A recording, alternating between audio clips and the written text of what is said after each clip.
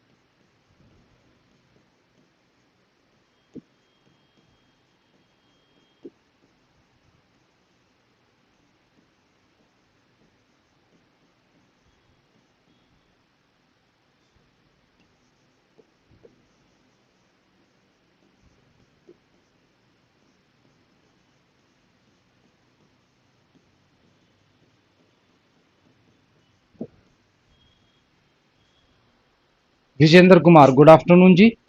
आज हम Indian political thought से रिलेटेड कंबाइंड सभी जितने इंडियन पॉलिटिकल थॉट डिस्कस किए हैं उनसे कंबाइंड टोटल 30 क्वेश्चन डिस्कस करेंगे, जो कि नेचर में बेसिक होंगे। उससे पता लगना चाहिए कि आपने सारी चीजें याद करी हैं या नहीं करी हैं, ठीक है ना। तो शुरुआत के जो टेस्ट होंगे हर यूनिट से रिलेटेड वो बेसिक हुआ करेंगे, फिर धीरे धीरे एडवांस की तरफ बढ़ते जाएंगे। क्लियर है विजेंद्र कुमार जी? शुरू किया जाएगा। चलिए देखिए, जिन बच्चों को आंसर पता है वो आंसर देंगे कमेंट बॉक्स में। मैं सबके कमेंट देख रहा हूं। देखिए, पहला क्वेश्चन है पहला क्वेश्चन है name the Congress leader who presided over the Banaras Congress session 1905। यानी कि जो बनारस कांग्रेस अधिवेशन हुआ था, बनारस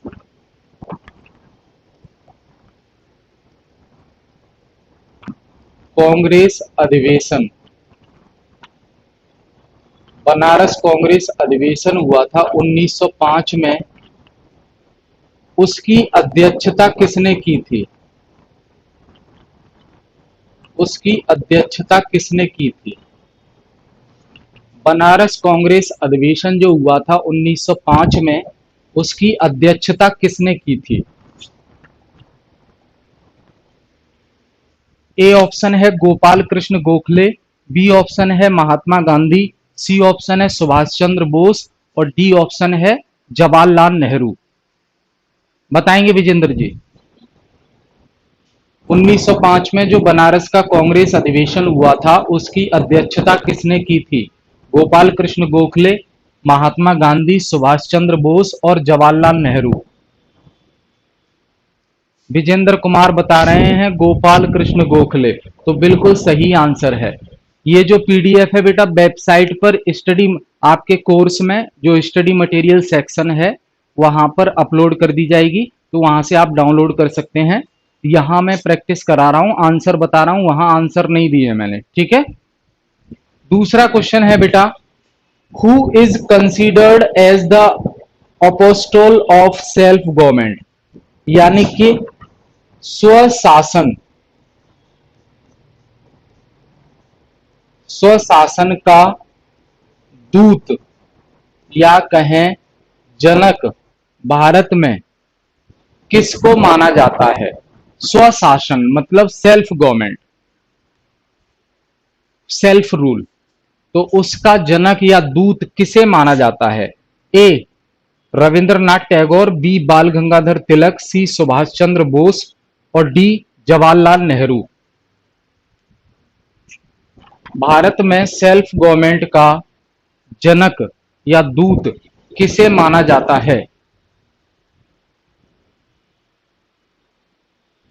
विजेंद्र कुमार, रंजना जी, मनीषा रावत, स्वाति, जितने भी बच्चे हैं और आंसर देने की कोशिश करेंगे इस टेस्ट के माध्यम से। ये इंडियन पॉलिटिकल थॉट का पहला टेस्ट है, पहला प्रैक्टिस सेट है। इसके माध्यम से आपकी बेसिक नॉलेज टेस्ट की जा रही है।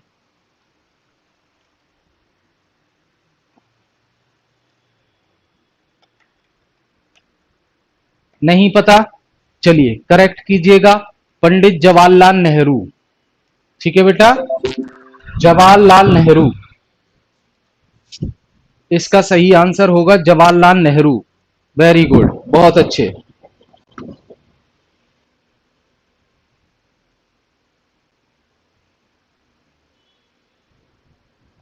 तीसरा question, servants of India society, servants of India society किसके द्वारा स्थापित की गई थी?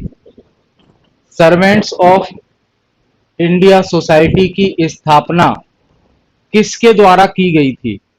A Gopal Krishna Gokhale, B Mahatma Gandhi, C Bhimrao Ambedkar, D Jawaharlal Nehru. Servants of India society की स्थापना किसके द्वारा की गई थी?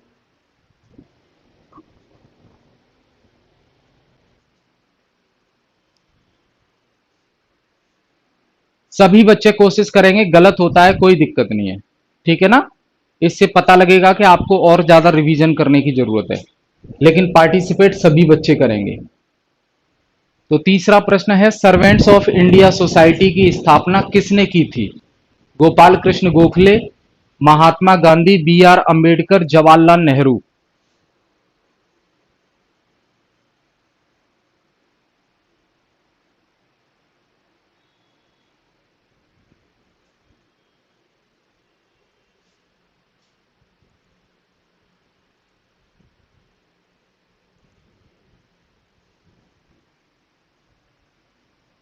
तो ध्यान रखना, गोपाल कृष्ण गोखले इसका सही आंसर हो जाएगा। गोपाल कृष्ण गोखले ने सर्वेंट्स ऑफ इंडिया सोसाइटी की स्थापना की थी। क्लियर है? तीसरे का ए, वेरी गुड, बहुत अच्छी बात है भाई, ऐसे रिवीजन करते रहिए बस। ये बेसिक क्वेश्चन आपकी हेल्प करेंगे जब एडवांस लेवल के क्वेश्चन हम प्रैक्टिस करेंगे आगे उसमें। अब जल्द ही वेस्टर्न पॉलिटिकल थिंकर से रिलेटेड हमने बेसिक क्वेश्चन डिस्कस किए थे। अब वेस्टर्न पॉलिटिकल थिंकर से रिलेटेड उससे थोड़ा सा एडवांस प्रैक्टिस सेट आएगा जल्दी ही, तो रिवीजन सभी का करते रहिए जितनी क्लासेस हो चुकी हैं। चौथा प्रश्न है आपके सामने, हु सपोर्टेड स्वदेशी मूवमेंट? स्वदेशी आंदोलन का समर्थन कितने किसने किया था? स्वदेशी आंदोलन का समर्थन किसने किया था?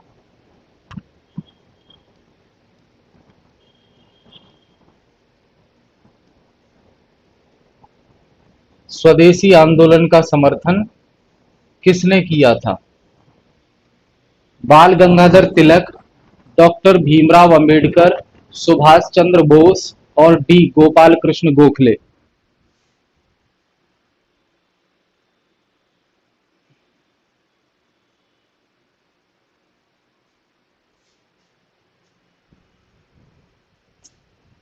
बताएं भाई।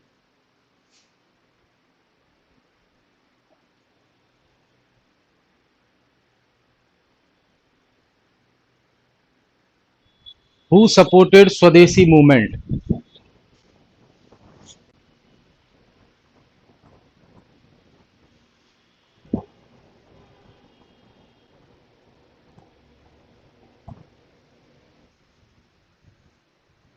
चौथे का ए बता रहे हैं। विजेंद्र जी इस बार मिस्टेक हो गई आपसे, इसका होगा गोपाल कृष्ण गोखले। ठीक है, गोपाल कृष्ण गोखले ने स्वदेशी मूवमेंट को सपोर्ट किया। अगला प्रश्न है, who is the chief exponent of two nation theory. Two nation theory, ये कॉमन सेंस वाला सवाल है। टू नेशन थ्योरी, दो राष्ट्र का सिद्धांत, दो राष्ट्र का सिद्धांत किसने दिया।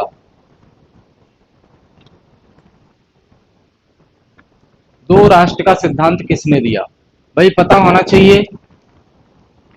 इंडिया और पाकिस्तान दो देश बने तो इसकी शुरुआत, इसकी मांग किसने की थी। तो बेटा पता है आपको, अच्छे से पता है, मोहम्मद अली जिन्ना। इनको हम पढ़ते नहीं है, लेकिन ये पता है आपको, इसलिए ये क्वेश्चन मैंने पुट किया है इसमें। Two nation theory, two nation theory के जनक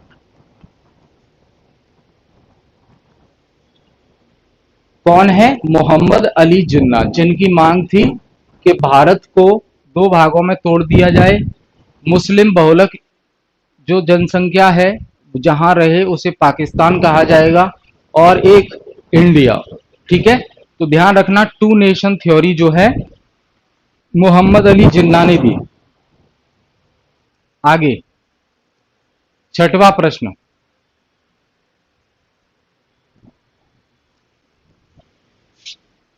the doctrine of Hindutva was expounded by. Hindutva पर जोर किसने दिया भाई, हिंदुत्व पर बात किसने की। बीडी सावरकर, विनायक दामोदर सावरकर, बाल गंगाधर तिलक, महात्मा गांधी और नेहरू। छठवां प्रश्न, बिल्कुल विजेंद्र जी आपकी एक्यूरेसी बिल्कुल सही चल रही है, वेरी गुड। ऐसे ही रिवीजन करते रहिए, क्योंकि छोटी छोटी चीजें याद रहेंगी तभी हम आगे क्वेश्चन अटेम्प्ट कर पाएंगे एग्जाम में। ठीक है विजेंद्र जी, पांचवे का आंसर दे दिया आपने, छठवे का आंसर बताएंगे सभी। The doctrine of Hindutva was expounded by, Hindutva के बारे में बात, अब कौन से वो थिंकर हैं जिन्होंने हिंदुत्व पर ज्यादा फोकस किया। छठवे का ए, वेरी गुड, वीडी सावरकर। ठीक है ना, महात्मा गांधी के अगेंस्ट थे ये, जो नॉन वायलेंस का आइडिया था महात्मा गांधी का उसे सपोर्ट नहीं करते थे, ये वायलेंस तरीके इस्तेमाल करते थे। इस बार कई बार जेल गए, इन्होंने एक कलेक्टर की भी हत्या कर दी थी, समझ रहे हैं।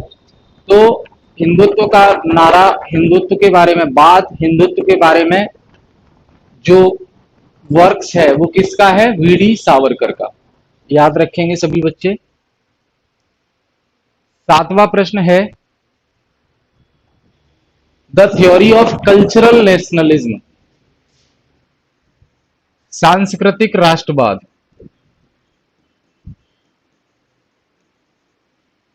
सांस्कृतिक राष्ट्रवाद का सिद्धांत किसने दिया। सांस्कृतिक राष्ट्रवाद का सिद्धांत किसने दिया।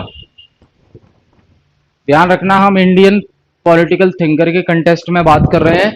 तो कल्चरल नेशनलिज्म, सांस्कृतिक राष्ट्रवाद का सिद्धांत किसने दिया, गोपाल कृष्ण गोखले, स्वामी विवेकानंद, वीडी सावरकर या Jawaharlal Nehru.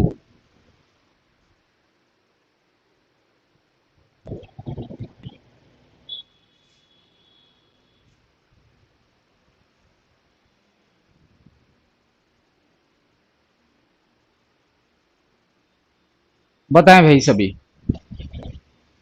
Theory of cultural nationalism was expounded by which one thinker, Gopal Krishna Gokhale, Swami Vivekananda, Savarkar and Nehru.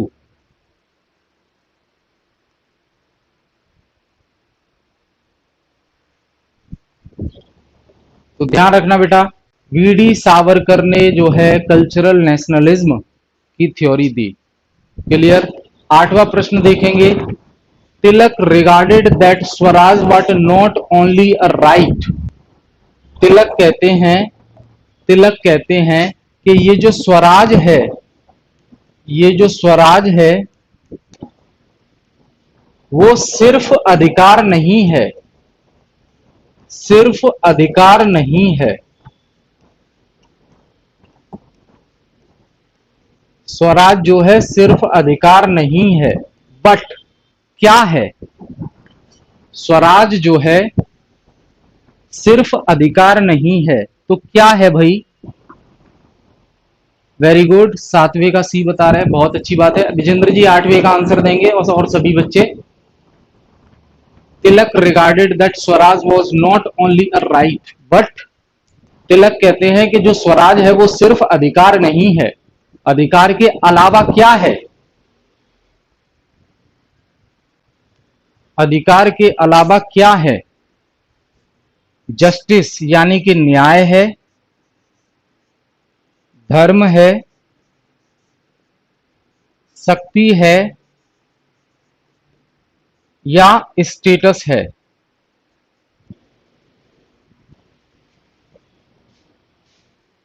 8वें का बी, बिल्कुल सही बात है बेटा, बी बिल्कुल सही होगा, धर्म होगा। क्लियर? सभी बच्चे करेक्ट करेंगे। 9वां प्रश्न देखिए। द डॉक्ट्राइन ऑफ राम राज्य। राम राज्य की बात किसने की बेटा? राम राज्य, ऐसा राज्य जहां पर कोई जनता परेशान नहीं होगी। तो राम राज्य की बात किसने की? पढ़ा है हमने, Bal Gangadhar Tilak, Gopal Krishna Gokhale, Mahatma Gandhi, Jawaharlal Nehru. The doctrine of Ram Rajya was expounded by, the doctrine of Ram Rajya was expounded by, Ram राज्य की बात किसने की बेटा? बाल गंगाधर तिलक, गोपाल कृष्ण गोखले, महात्मा गांधी और जवाहरलाल नेहरू।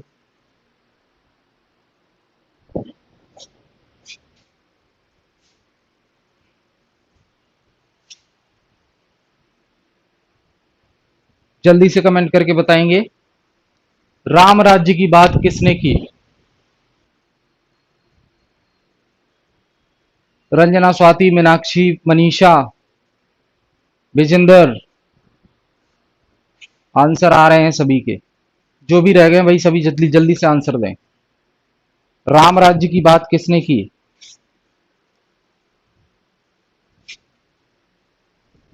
तो ध्यान रखना बेटा, महात्मा गांधी, मोहनदास करमचंद गांधी ने राम राज्य की बात की। ठीक है, सी आंसर इसका सही होगा, 90 का सी। वेरी गुड, बहुत अच्छी बात है। 10वां प्रश्न, 10वां प्रश्न, who regarded the villages as the centre of Indian economic organisation. किसने कहा कि ये जो गांव हैं, विलेज यानी कि जो गांव हैं, वो भारतीय अर्थव्यवस्था में केंद्र पर होने चाहिए? भारतीय अर्थव्यवस्था का केंद्र बिंदु होने चाहिए।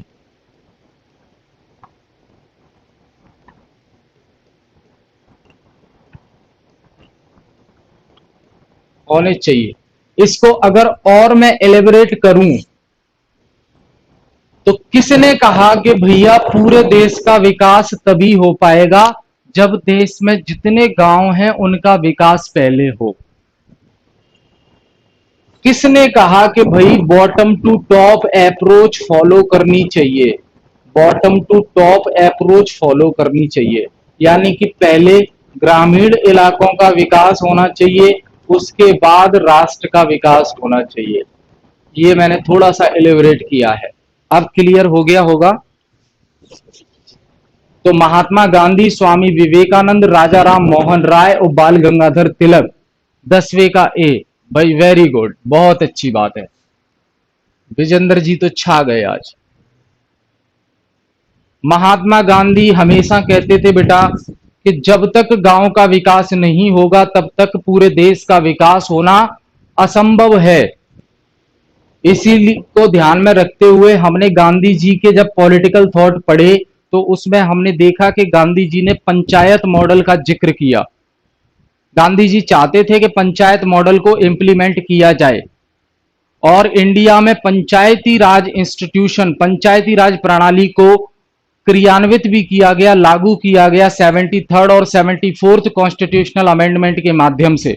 लेकिन यह पंचायत मॉडल वो नहीं है जो गांधी जी ने डिस्कस किया था, उसमें चेंजेस करके भारत में लागू किया गया। क्लियर। 11वां प्रश्न है, who condemned Gandhism as a reactionary social philosophy. गांधीवाद को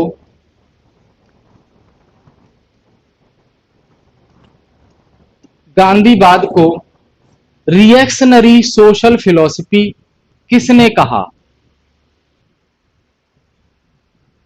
गोपाल कृष्ण गोखले, एम एन रॉय, नेहरू और लोहिया।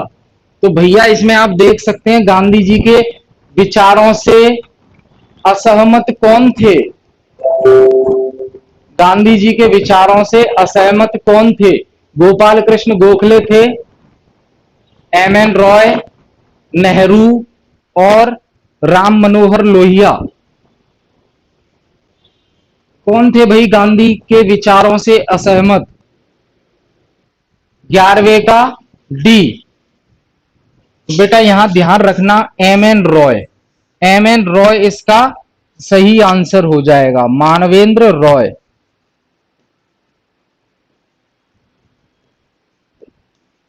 एम एन रॉय जिन्होंने न्यू ह्यूमनिज्म का आइडिया दिया, हमने डिस्कस किया न्यू ह्यूमनिज्म, न्यू ह्यूमनिज्म का आइडिया दिया। और इन्होंने गांधी जी के जो नॉन वायलेंस का आइडिया था, अहिंसा का आइडिया था, उस उसको उसके अगेंस्ट में थे, उसकी आलोचना की थी। ठीक है, गांधी जी के नॉन वायलेंस के आइडिया की इन्होंने आलोचना की थी एम एन रॉय ने, हमने डिस्कस किया है क्लास में। तो बेटा करेक्ट करेंगे विजेंद्र, 11वें का आंसर होगा M N Roy.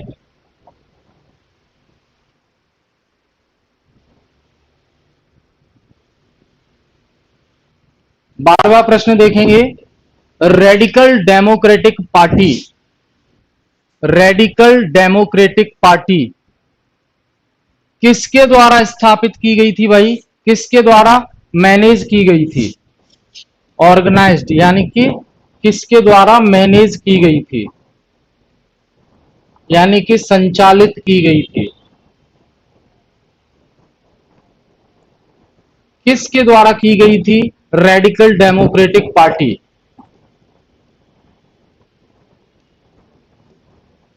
Radical democratic party किसके द्वारा ऑर्गेनाइज की गई थी? राम मनोहर लोहिया, मानवेंद्र नाथ रॉय, जयप्रकाश नारायण और बाल गंगाधर तिलक।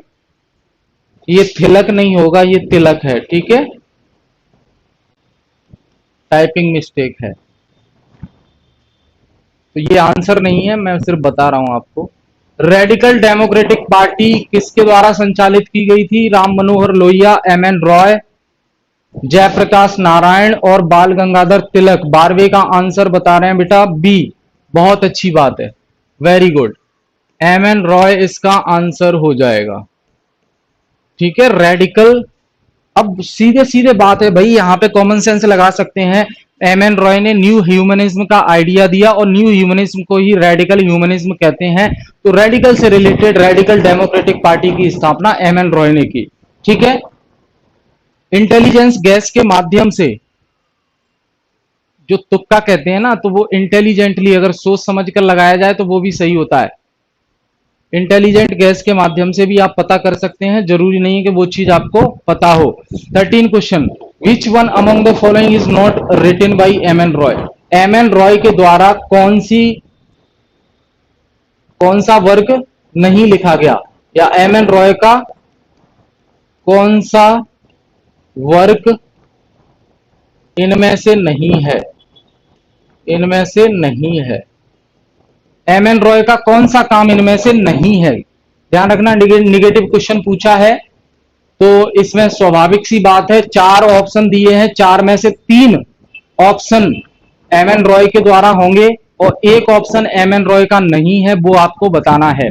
तो ए ऑप्शन है the future of Indian politics, तो भाई ये तो लिखा गया है एम एन रॉय के द्वारा। बी ऑप्शन है गांधीज्म, नेशनलिज्म और सोशलिज्म, ये भी लिखा गया है एम एन रॉय के द्वारा। सी न्यू ह्यूमनिज्म, हमने बात की अभी, ये भी लिखा गया है। तो बचा कौन? डी नेशनलिज्म, रैशनैलिटी और रिवॉल्यूशन, ये एम एन रॉय के द्वारा नहीं लिखा गया है। तो आंसर हो जाएगा डी। क्या आंसर होगा? डी। ठीक है, क्लियर करेंगे सभी बच्चे?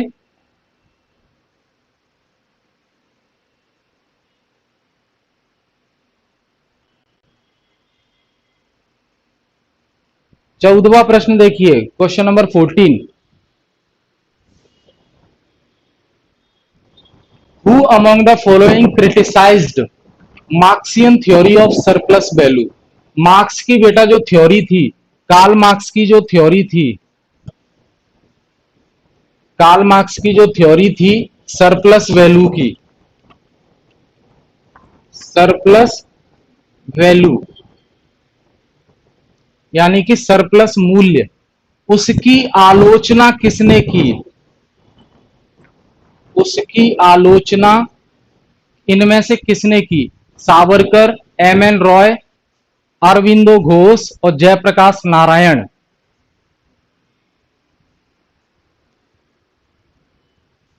Surplus value in the sense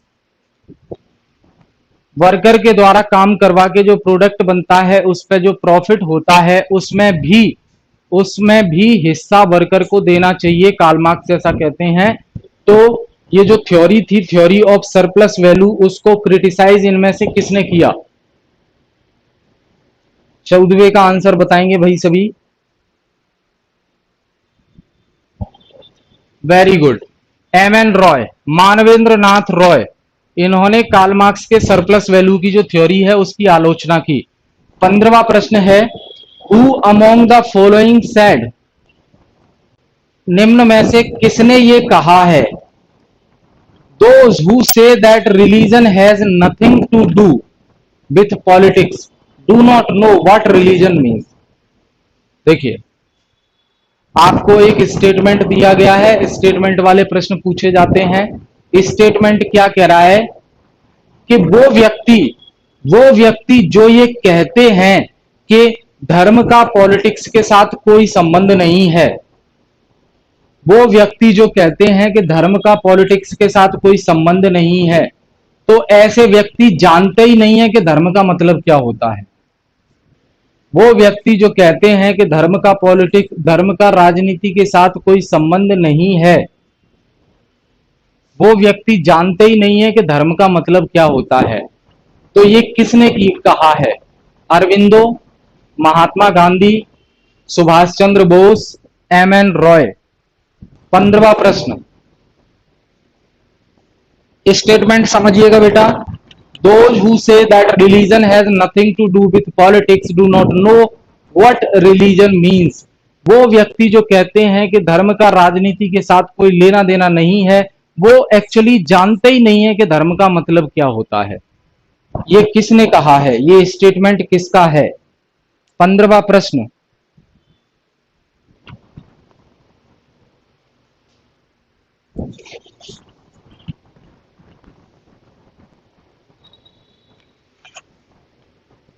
बताएंगे भाई सभी?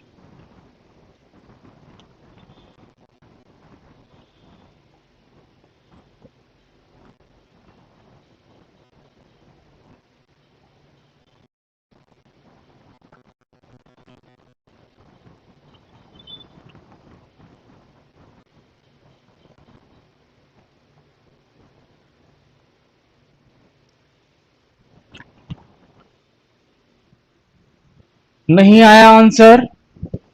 चलिए ध्यान रखना, तो इसका आंसर हो जाएगा बेटा महात्मा गांधी।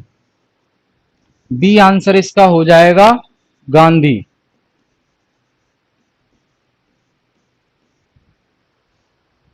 बी आंसर इसका हो जाएगा गांधी। करेक्ट करेंगे सभी बच्चे।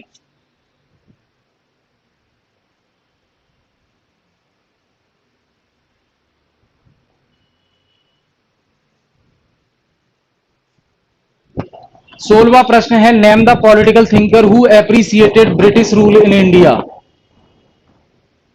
वो राजनीतिक विचारक कौन सा है जिसने अंग्रेजों के शासन को एप्रिसिएट किया, मतलब सही माना।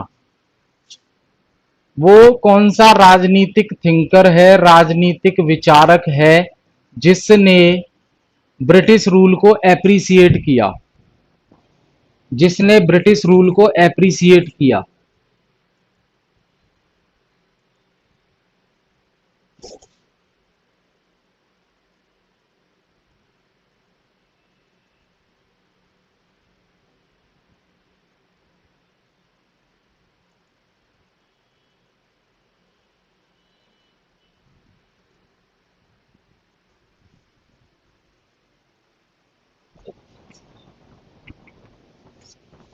वो कौन से राजनीतिक विचारक हैं जिन्होंने ब्रिटिश रूल को एप्रिसिएट किया?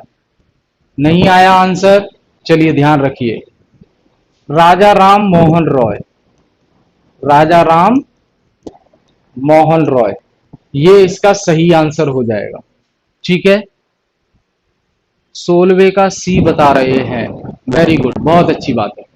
17वां क्वेश्चन देखेंगे, question number 17। Who was highly critical of Gandhian notion of caste system. देखिए, गांधी जी ने जो जाति व्यवस्था बताई थी, जाति व्यवस्था बताई थी या जाति प्रणाली बताई थी, उसके क्रिटिकल यानी कि आलोचक कौन है? गांधी जी के कास्ट सिस्टम की आलोचना किसने की? गांधी जी के जाति व्यवस्था या जाति प्रणाली की आलोचना किसने की? तिलक, बाल गंगाधर तिलक, बी आर अंबेडकर, जवाहरलाल नेहरू और लोहिया। विजेंद्र जी 17वें का आंसर देंगे बेटा, 17वें का आंसर देंगे।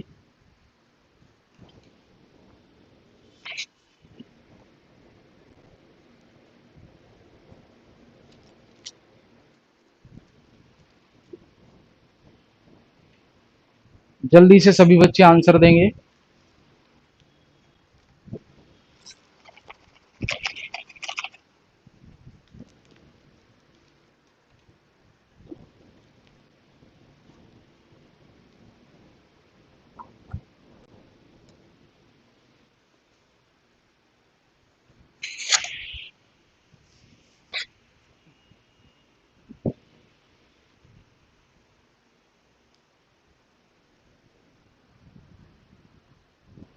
सत्रहवें का बी बता रहे हैं, वेरी गुड।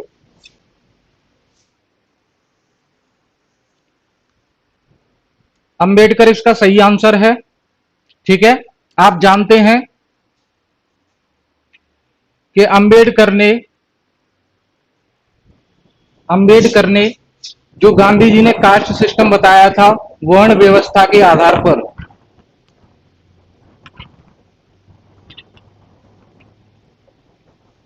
वर्ण व्यवस्था के आधार पर गांधी जी ने जो कास्ट सिस्टम बताया था उसकी आलोचना की थी। और बी आर अंबेडकर ने जो है मनु स्मृति की कॉपी को भी जला दिया था, याद है आपको?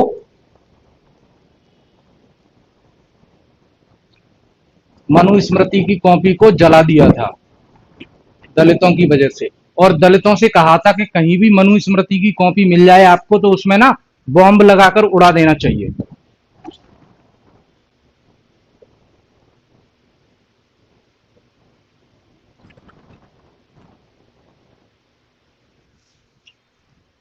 18वां प्रश्न है बेटा, यंग इंडिया, यंग इंडिया जो राइटिंग है, जो वर्क है, वो किससे संबंधित है?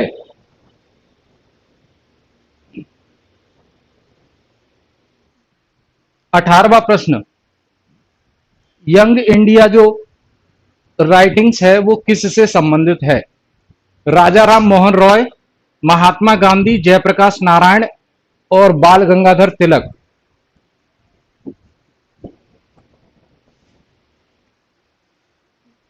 विजेंद्र जी 18वें का आंसर देंगे।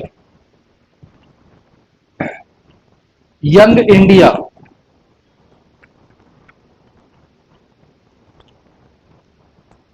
यंग इंडिया जो राइटिंग है, लेख है, वो किसका है, किससे संबंधित है?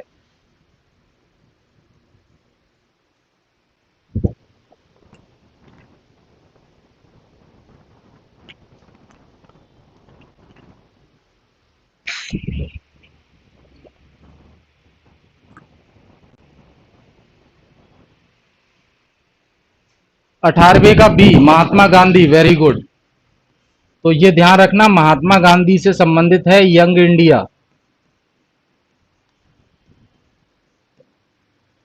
ठीक है, अगला देखेंगे।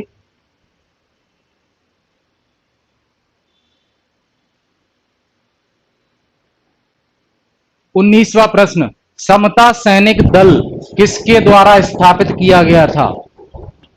समता सैनिक दल।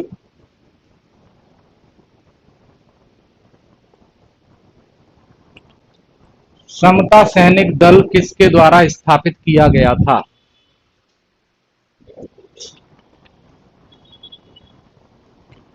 समता सैनिक दल की स्थापना किसके द्वारा की गई थी? महात्मा गांधी, बी आर अम्बेडकर, राजा राम मोहन रॉय और लोहिया। 19वें प्रश्न का आंसर देंगे बेटा सभी लोग।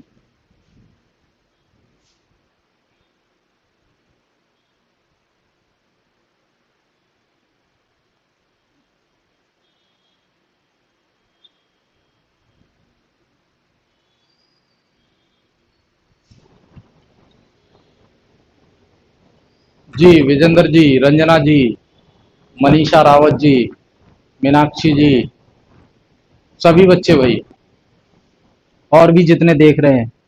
19 का बी आ रहा है आंसर सभी का। तो बेटा सभी सभी बच्चों का करेक्ट है। बी आर अंबेडकर इसका सही आंसर होगा। B R Ambedkar. ठीक है, इन्होंने समता सैनिक दल की स्थापना की। करेक्ट करेंगे सभी बच्चे।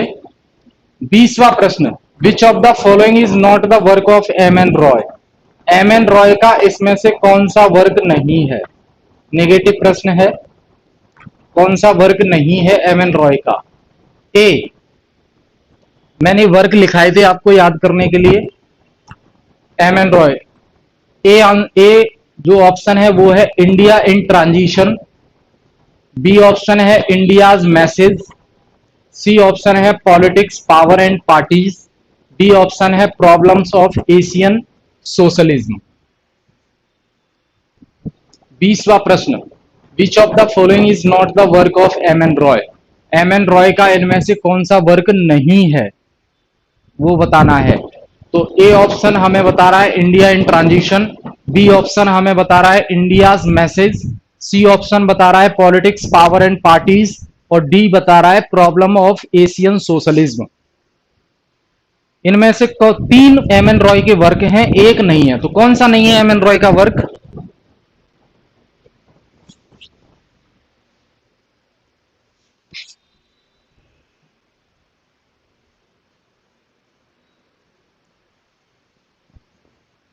बीसवां प्रश्न,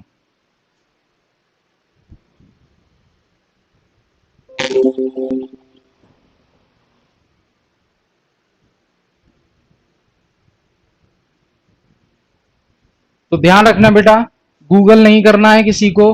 प्रॉब्लम ऑफ एशियन सोशलिज्म ये एम एन रॉय का वर्क नहीं है। बाकी इंडिया इन ट्रांजिशन ये भी एम एन रॉय का है, इंडियाज मैसेज ये भी एम एन रॉय का है, पॉलिटिक्स पावर्स एंड पार्टीज ये भी एम एन रॉय का है। ठीक है, इंडियन पॉलिटिकल थॉट के रिवीजन नोट्स आपको 1-2 दिन में मिल जाएंगे। ठीक है ना, वेबसाइट पर डाउनलोड करके रिवीजन कर लीजिएगा। बाकी तो चीजें मैंने नोट कराई हैं आपको, तो उसमें ये सारे वर्क्स जो लिस्ट होगी इनकी वो पूरी शामिल कर दूंगा मैं, ठीक है। तो 20वें प्रश्न का आंसर हो जाएगा बेटा डी।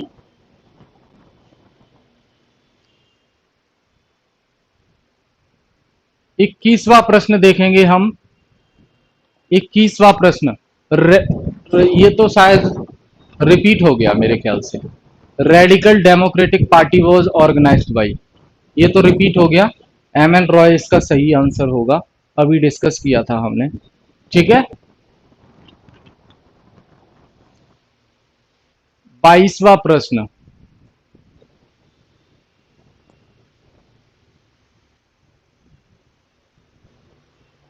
22वां प्रश्न देखिए। What constitute the most reliable and original source of Indian political thought. Simple सा पूछा है भाई। भारतीय राजनीति, भारतीय राजनीतिक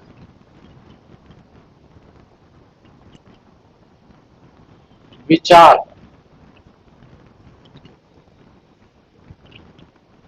का ओरिजिनल स्रोत, सोर्स क्या है। भारतीय राजनीतिक विचार का सोर्स क्या है, मेन सोर्स। महाभारत, वैदिक साहित्य, सी अर्थशास्त्र, डी धर्मशास्त्र। ओरिजिनल सोर्स,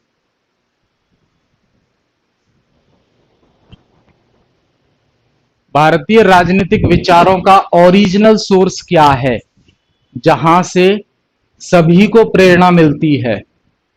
जो भारतीय राजनीतिक विचारकों ने जो पॉलिटिक्स से संबंधित विचार रखे, पॉलिटिकल सिस्टम से संबंधित जो थॉट डेवलप किए, उनका मेन ओरिजिनल और रिलायबल सोर्स क्या है। महाभारत, वैदिक लिटरेचर, अर्थशास्त्र और धर्मशास्त्र। 22वें का डी। तो बेटा ध्यान रखना, धर्मशास्त्र तो जो शांति पर्व है ना, शांति पर्व, शांति पर्व, और शांति पर्व जो है महाभारत का अध्याय है, ठीक है। लेकिन जो मेन सोर्स है इंडियन पॉलिटिकल थॉट का, वो है बी, यानी कि वैदिक लिटरेचर, वैदिक साहित्य, वेदों का साहित्य, ये मेन सोर्स है। धर्मशास्त्र भी हमने पढ़ा है, अर्थशास्त्र भी पढ़ा है, महाभारत का शांति पर्व भी हमने पढ़ा है, लेकिन ओरिजिनल और रिलायबल सोर्स ध्यान रखेंगे आप, वैदिक साहित्य है, वैदिक लिटरेचर है। तो बी आंसर इसका सही होगा, करेक्ट कर लेंगे आप लोग। 23वां प्रश्न है, जो अर्थशास्त्र है, जो कौटिल्य का अर्थशास्त्र है, कौटिल्य का जो अर्थशास्त्र है, जो कौटिल्य की रचना है अर्थशास्त्र, उसमें किंग क्या करता है, उसमें राजा क्या करता है।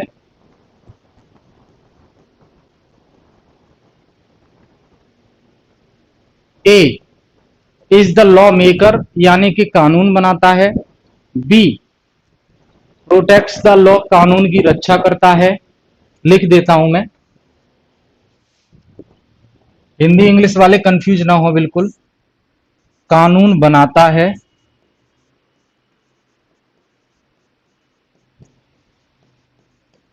बी कानून की रक्षा करता है,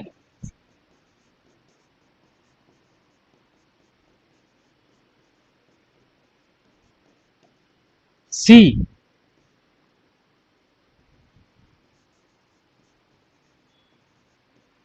कानून को पास करता है,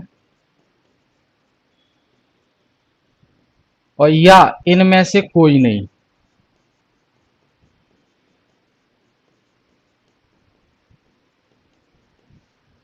23वां प्रश्न भाई,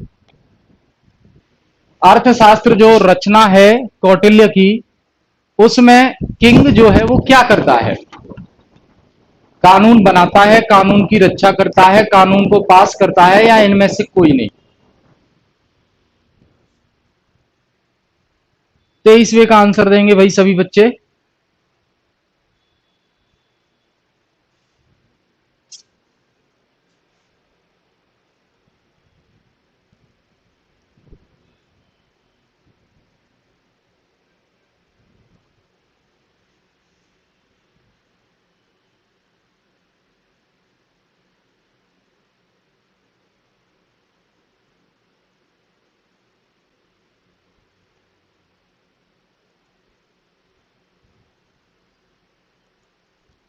23 के आंसर आ रहे हैं हमारे पास सभी बच्चों के।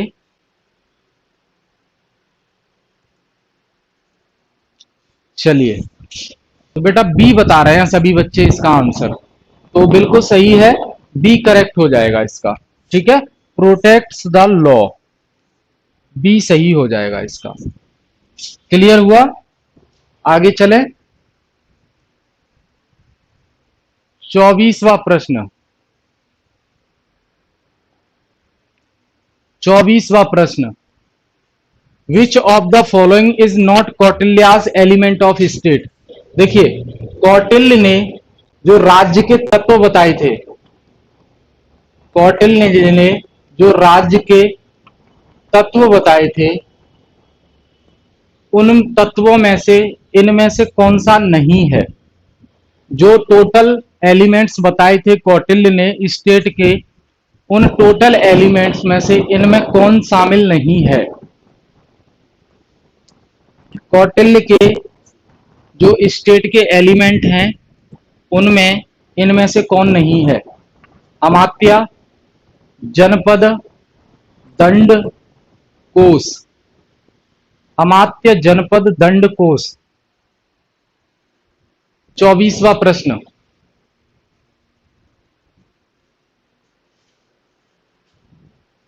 24वें प्रश्न का आंसर देंगे सभी बच्चे।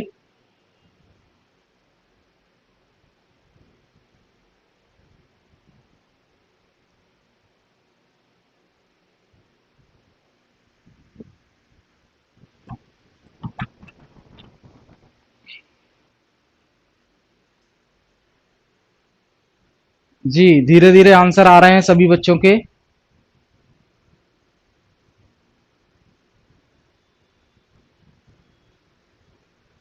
24वें का आंसर, भाई जो भी बच्चे रह गए हैं वो भी जल्दी से आंसर दे दें।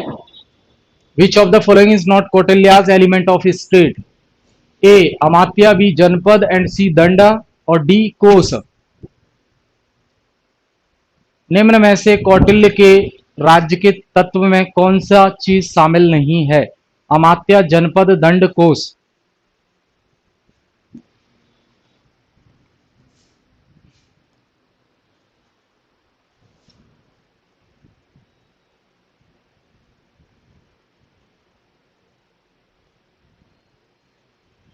चलिए, मोस्टली आंसर आ रहा है दंड, तो बेटा दंड सही है, दंड शामिल नहीं है, 7 एलिमेंट्स में दंड शामिल नहीं है।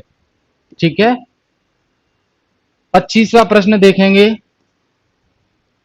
कौटिल्याज अर्थशास्त्र कंसिस्ट ऑफ। कौटिल्य की अर्थशास्त्र में कितनी किताबें हैं?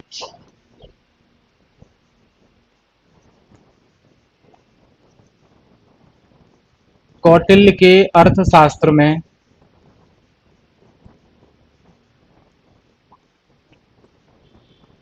कुल कितनी किताबें हैं?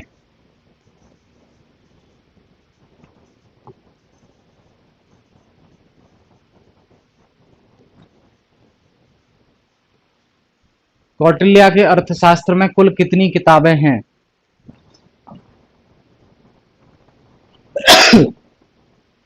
जी विजेंद्र जी, आपका भी सही है, 24 का सी। 25वें का आंसर बताइए, कौटिल्य के अर्थशास्त्र में कितनी किताबें हैं? 10, 15, 20, 22।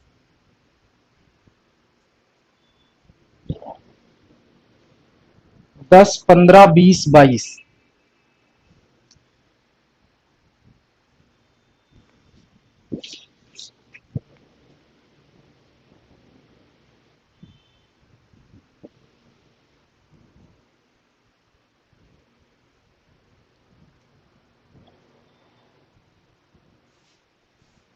25वें का आंसर, कौटिल्य के अर्थशास्त्र में कुल कितनी किताबें हैं?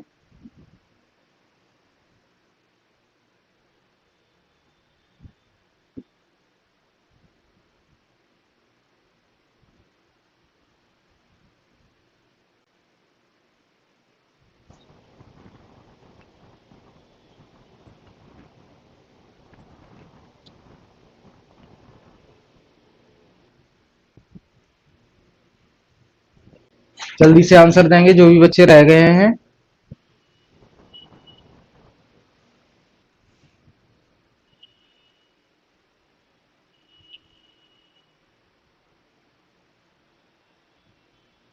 25वें के आंसर हमारे पास आ रहे हैं। कुछ बच्चे सी बता रहे हैं और कुछ बी बता रहे हैं। ठीक है, देखिए बी आंसर बेटा इसका सही होगा। 15 बुक, टोटल 15 किताबें। कौटिल्य के अर्थशास्त्र में टोटल 15 किताबें हैं। देखिए कॉपी मत पलटिएगा, आप जहां नोट किया है आपने वो मत पलटिए, जेन्युइनली अटेम्प्ट कीजिए। जो भी बेसिक प्रैक्टिस टेस्ट है ये, तो इसके बाद एडवांस होगा तो उसमें और दिक्कत होगी, इसलिए कॉपी नहीं पलटेगा कोई भी, अपनी तरफ से ही अपने दिमाग से जवाब देंगे जितना भी आपको याद है।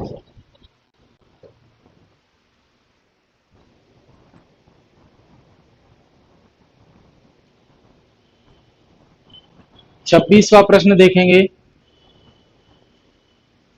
26वां प्रश्न है आपके सामने। विच of the following social reformers propagated the concept of universal religion. Universal religion,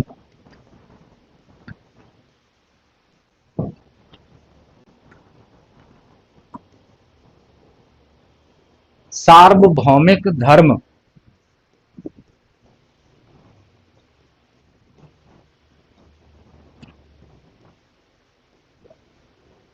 सार्वभौमिक धर्म का कॉन्सेप्ट कौन से समाज सुधारक ने दिया? कौन से समाज सुधारक ने सार्वभौमिक धर्म का कॉन्सेप्ट दिया? यानी कि जो रिलीजन है उसको यूनिवर्सलाइज कर दो। एम एन रॉय, राजा राम मोहन राय और स्वामी विवेकानंद, गोपाल कृष्ण गोखले। अब आपके लिए हिंट जो है क्वेश्चन में ही शामिल है। अब इनमें से जो भी व्यक्ति होगा वो समाज सुधारक होगा, सोशल रिफॉर्मर्स होगा। अब आप अच्छे से जानते हैं कि सोशल रिफॉर्मर कौन है, तो वही इसका आंसर होगा।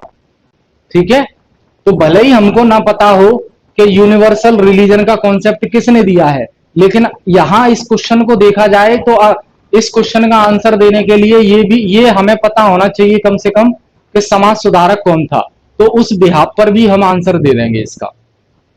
एम एन रॉय, राजा राम मोहन राय, स्वामी विवेकानंद और गोपाल कृष्ण गोखले। 26वें का आंसर भाई।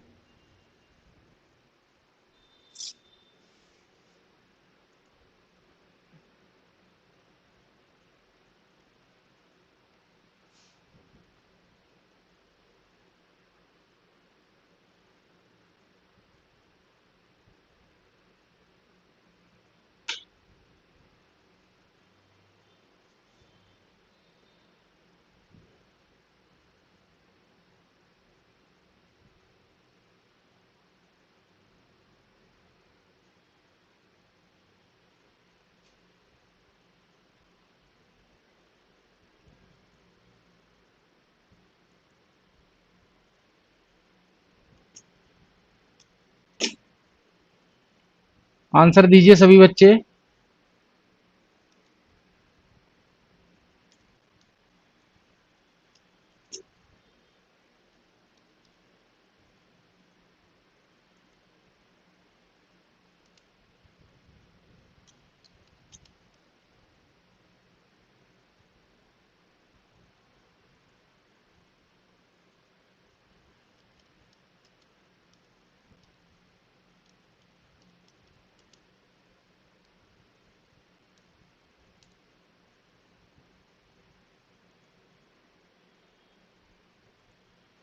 26वें का आंसर आने लगा है।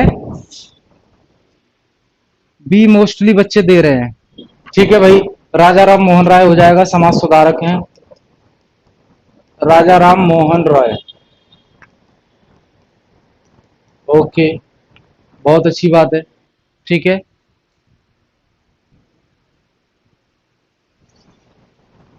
चलिए आगे चला जाए।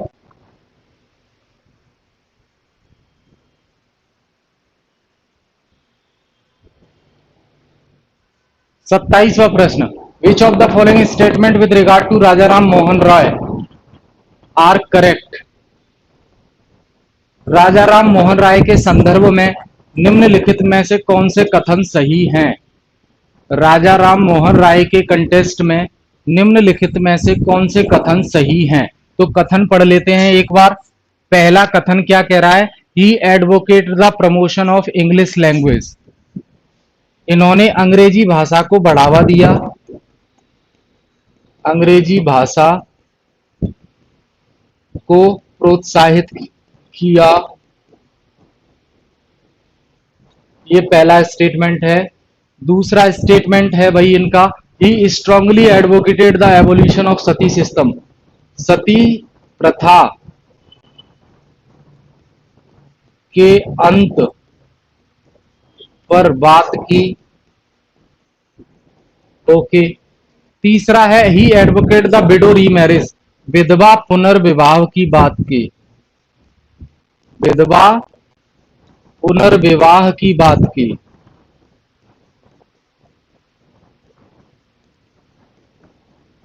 अब भाई मेरे हिसाब से तो तीनों सही हैं, तीनों स्टेटमेंट चाहिए सही है 27वें के।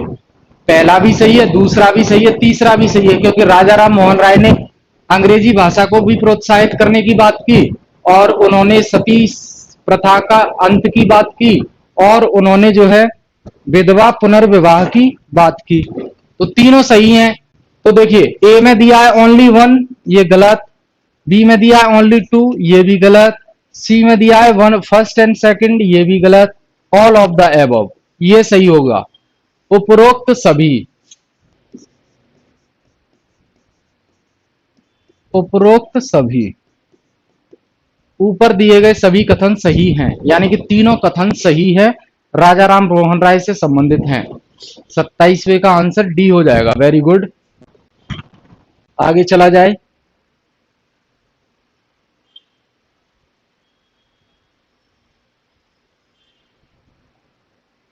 28वां प्रश्न क्या कहता है? व्हाट वाज बहिष्कृत हितकरणी सभा, बहिष्कृत हितकरणी, इसके बारे में मैंने आपको बताया था। बहिष्कृत हितकरणी सभा पढ़ाया है मैंने क्लास में। बहिष्कृत हितकरणी सभा क्या थी? बहिष्कृत हितकरणी सभा क्या थी? पर देख लेते हैं पहला ऑप्शन क्या कह रहा है। अब पब्लिकेशन बाय अंबेडकर, ये अंबेडकर के द्वारा प्रकाशित थी,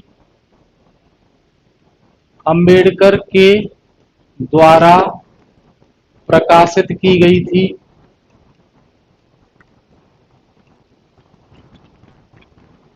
दूसरा है भाई a society founded for the welfare of the outcaste by Ambedkar, यानी कि अंबेडकर के द्वारा जो आउटर कास्ट हैं, यानी कि दलित हैं, दलित के कल्याण के लिए,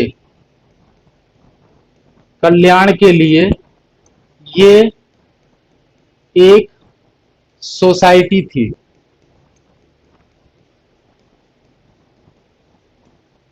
तीसरा ऑप्शन भी देख लेते हैं, school for outcast children started by Ambedkar, ये अंबेडकर के द्वारा शुरू किया गया एक स्कूल था दलितों के लिए, दलित बच्चों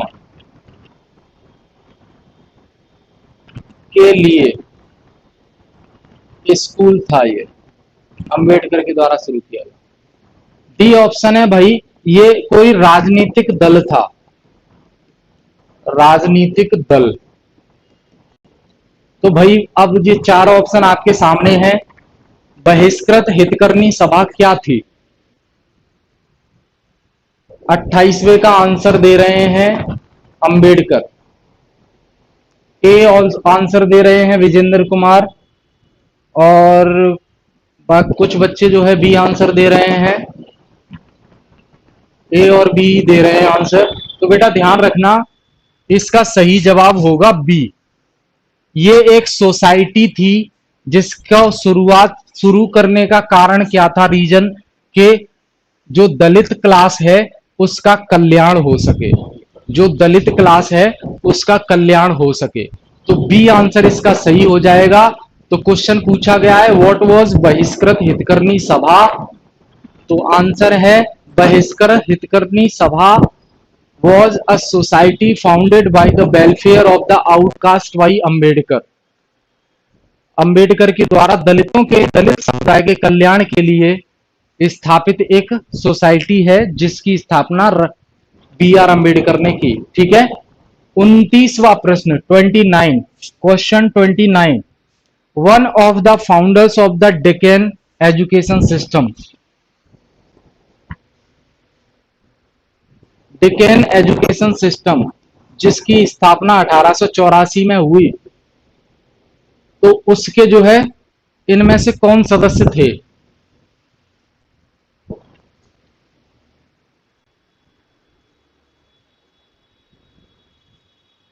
डेक्कन एजुकेशन सिस्टम, दक्षिण शिक्षा सोसाइटी, डेक्कन एजुकेशन सिस्टम जिसकी स्थापना 1884 में हुई, तो उसके इनमें से कौन से एक सदस्य थे? गांधी, टैगोर, सावरकर और तिलक। कौन से एक सदस्य थे?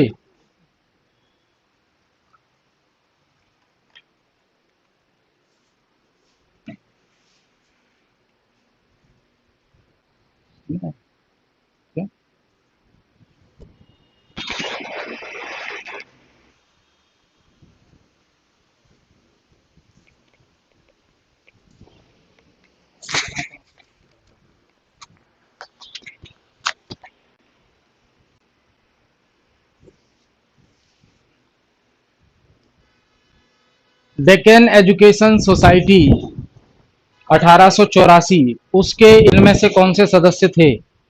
29 का डी बता रहे हैं भाई। और D D D D Savarkar भी बता रहे हैं, सी भी बता रहे हैं बहुत से बच्चे। चलिए ठीक है, ध्यान दीजिएगा। बाल गंगाधर तिलक। ठीक है बेटा, ध्यान रखेंगे। बाल गंगाधर तिलक,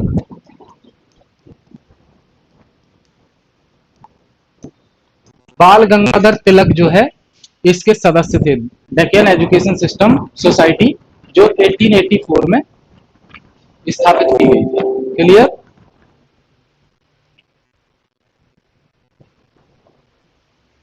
लास्ट क्वेश्चन आज का। Who called Tilak the father of Indian revolution? इनमें से किसने बाल गंगाधर तिलक को भारतीय रिवॉल्यूशन, भारतीय क्रांति का जनक कहा?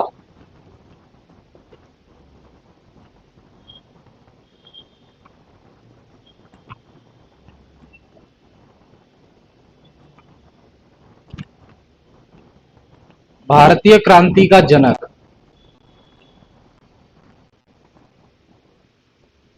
निम्न में से वो कौन व्यक्ति हैं जिसने तिलक को भारतीय गांधी का जनक कहा, भारतीय क्रांति का जनक कहा?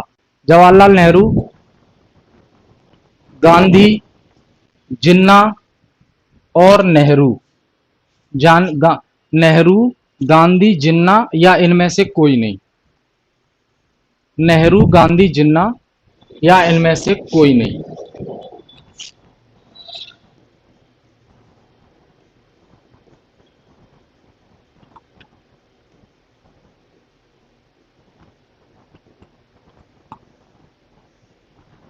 भारतीय क्रांति के जनक बाल गंगाधर तिलक, ये किसने कहा?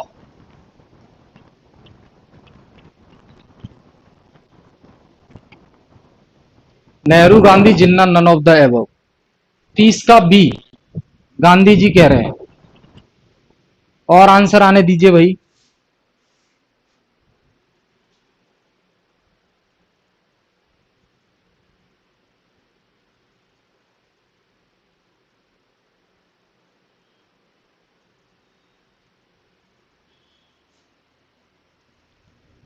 तो बेटा ध्यान रखना, बाल गंगाधर तिलक को फादर ऑफ इंडियन रिवॉल्यूशन किसने कहा? तो आंसर होगा पंडित जवाहरलाल नेहरू।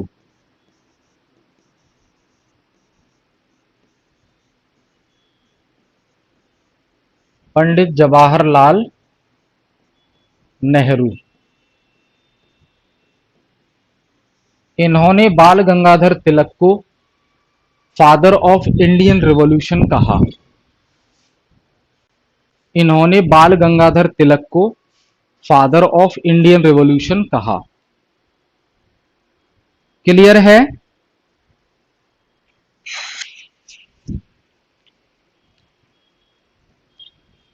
तो इसकी पीडीएफ आपको 30 क्वेश्चन की पीडीएफ वेबसाइट पर स्टडी आपके कोर्स के स्टडी मटेरियल सेक्शन में मिल जाएगी आपको। ठीक है, तो इसे आज हम यहीं फिनिश करते हैं। इसके बाद जो अगला प्रैक्टिस टेस्ट होगा वो वेस्टर्न पॉलिटिकल थिंकर का कंप्लीट होगा, जिसमें थोड़े एडवांस लेवल के क्वेश्चन शामिल होंगे। ठीक है ना, मतलब जो हमने डिस्कस किए हैं पहले बीच में वो बेसिक थे। जिस प्रकार इंडियन पॉलिटिकल थॉट के आज बेसिक क्वेश्चन डिस्कस किए हैं, तो इसका जो सेकंड प्रैक्टिस टेस्ट होगा वो एडवांस होगा थोड़ा, है ना।